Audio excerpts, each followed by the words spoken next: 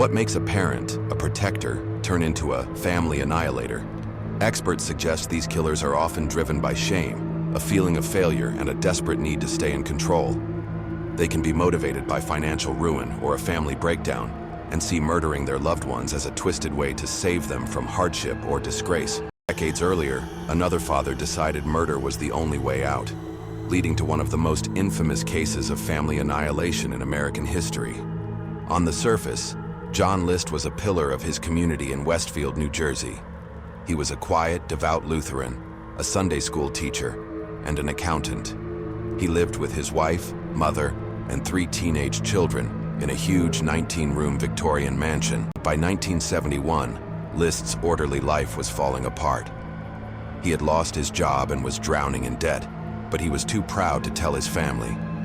He would leave for work every morning and spend his days at the train station reading the paper until it was time to come home.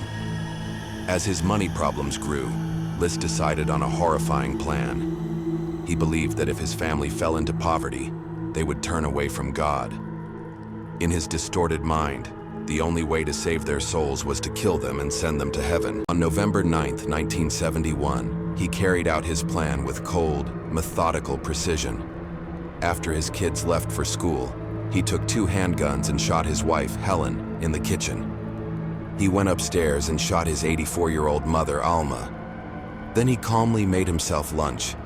When his 16-year-old daughter, Patricia, and 13-year-old son, Frederick, got home, he shot each of them in the back of the head.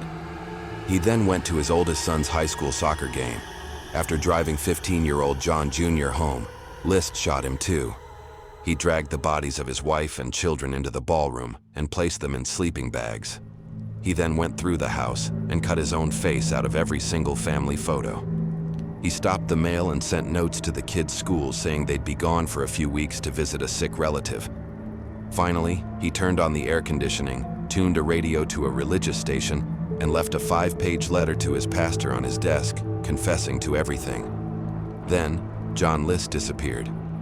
It took almost a month for anyone to realize something was wrong. When police finally entered the home on December 7, 1971, they found the horrifying scene.